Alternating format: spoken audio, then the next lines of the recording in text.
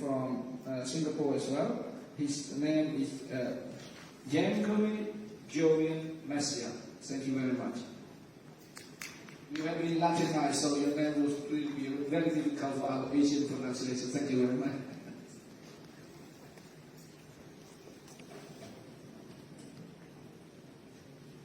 Very good morning to our distinguished guests. I am Gomez Jovian Messiah, member of the Central Executive Committee and the Youth Wing leader of the Red Dot United Party from Singapore. First, on behalf of the Red Dot United, I extend our most sincere gratitude and appreciation to ICAPP for organizing this conference and for their warm hosting. On today's topic, I'll begin first with some questions. Has politics become overpopulated? Can there ever be too many political parties? Do political parties create any change? And the answer to these questions are perhaps found in an old quote. Democracy can only be measured on the existence of opposition. Democracy as we live it is not merely about the freedom of speech, but more fundamentally, the freedom of thought. If one was to look back 20 years ago and compare it with today, we can see and appreciate how we have a bigger melting pot of ideas, views and opinions that are often found in the growing number of political parties. Democracy is advanced not in following blindly a regime like sheep to slaughter, but questioning and holding accountable the leaders of the day. In today's world, technology and bolder thinking has created an atmosphere of openness and accountability. Gone are the days of public powers being exercised on the stealthy train of arbitrary command, under the blanket of the night, under the guise of democracy. Today, accountability is one keyboard away, and governments, leaders, and politicians around the globe understand this very well. In the present world, the role of political parties is not merely limited to the success it sees in votes at elections, but the ripples it creates through the work it does beyond elections. The differences in thoughts and opinions, the divides they create, and the solutions they engineer are the very essence of democracy. Democracy at its finest is rebellion entrenched in academia, intellect, and psyche. In this regard, the role of political parties becomes evident. Political parties are the engine that drive the greater machinery of governance. Even the smallest drops we make today can create ripples for the future.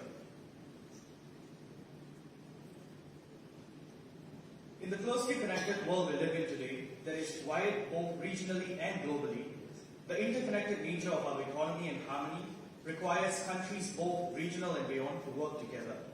We see how a flu in one country can affect the rest of the world in a matter of days. We see how the economy of one country can affect that of others. That is a product of globalization and interdependency.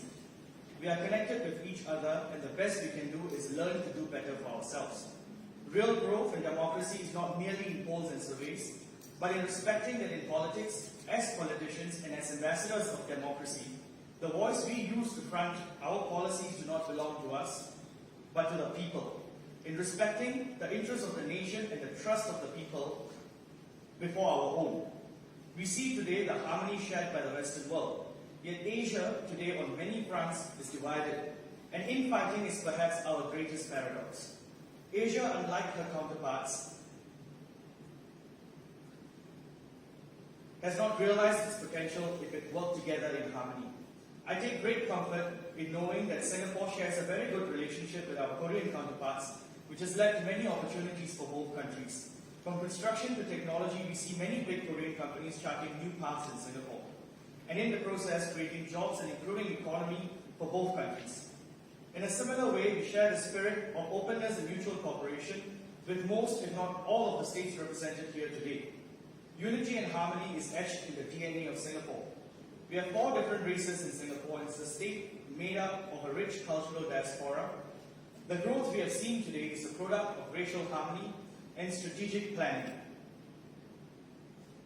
The unique growth of Singapore lies in strategically converting our divides and rifts into the glue that binds us together to do better.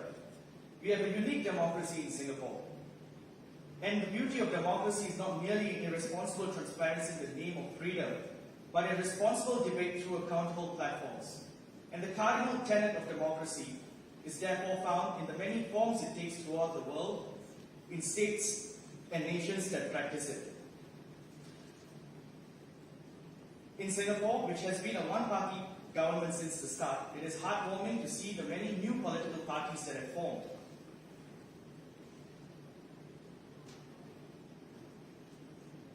This shows that responsible democracy is still practiced back at home. To see the gathering of so many nations today and the interest of many of our distinguished guests, we take great comfort in knowing that the spirit of solidarity is still very much alive and the dreams of United Asia is perhaps not too far away. I hope that we have many such platforms as this to meet, share, bond, and more importantly, learn lessons together to grow and become better. Democracy is not a destination but a journey, and I hope we travel in peace, harmony, and union. Once again, I thank the ICAPP for this platform and all of you gathered here for your time. On behalf of the Red Dot United, I extend my best wishes to all of you. Thank you.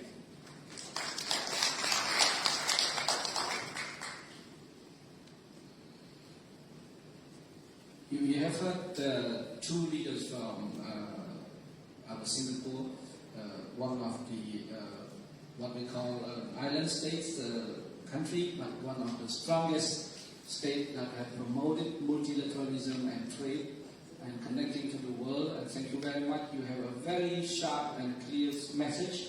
As a political party, as a politician, we serve as ambassador of the people. So thank you very much.